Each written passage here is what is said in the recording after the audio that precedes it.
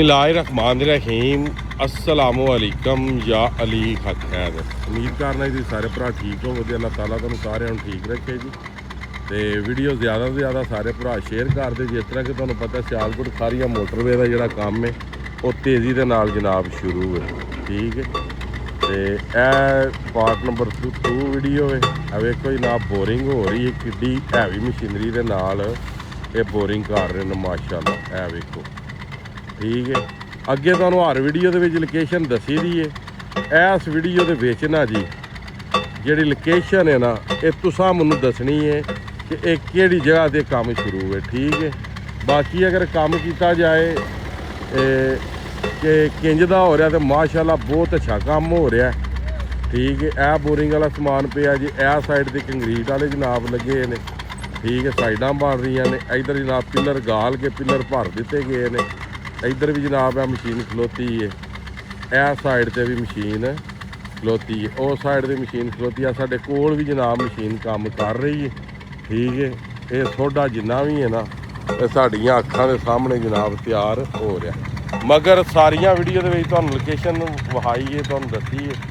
मगर इस वीडियो के तुसां सारिया भरावां नूं दसना है कि ये जी लोकेशन है ये किस जगह की है।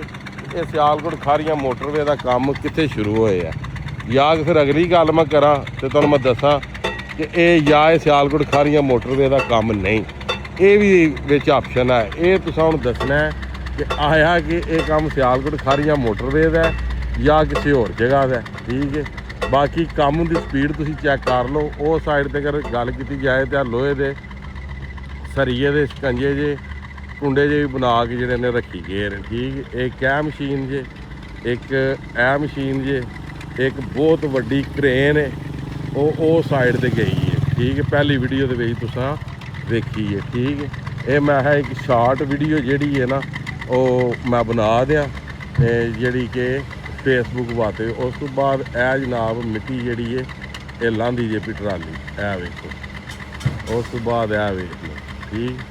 काम जनाब बहुत नफीस बहुत यूनीक तरीके दे नाल हो रहा है तो बहुत स्पीड दे विच हो रहा माशाअल्लाह। दुआ करो कि यह काम जिहड़ा अपनी मंजिल मकसूद तक जल्दी और जल्दी पहुँच जाए, क्योंकि इस ब्रिज की इस पुल की बहुत ज़्यादा ज़रूरत है। अगर यह ब्रिज या पुल ना हो तो पूरे का पूरा एक इलाका मुतासर हो जाता है। तो हुण मैं तुहानूं दस दियां ये इलाका है बजवात है।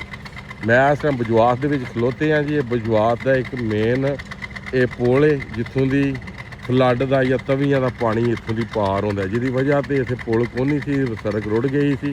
सारी ट्रैफिक का रूट जिहड़ा इधर हो गया। हुण इत्थे पुल बना रहे हैं ताकि अगर जे पानी आवे तो पुल के थल्लों दी गुजर जे ताकि ट्रैफिक बंद ना हो, इलाका बजवात पूरा ब्लाक ना हो। ये वीडियो जनाब तुसीं वेख रहे हो इलाका है बजवात की। क्यों हुण तुसीं अपने अपने सारे मैसेज चैक कर लो कि किन्ने किन्ने मैसेज जो सियालकोट खारिया मोटरवे का किए। यह सियालकोट खारिया मोटरवे नहीं इलाका है बजवात है जनाब, ठीक है जी। तो यह बजवात की जनाब वीडियो तुहाडे नाल शेयर कर रहे हैं। बाकी अज की वीडियो अज का व्लॉग करने खत्म। मैनूं दिओ इजाजत। नैक्सट वीडियो आने तक ज़्यादा ज़्यादा अपना ख्याल रखियो, अपन खास दुआवां मैनूं याद रखियो। इंशाअल्लाह मिलने किसी नैक्सट वीडियो के नाल। अल्लाह हाफिज़, फी मान अल्लाह।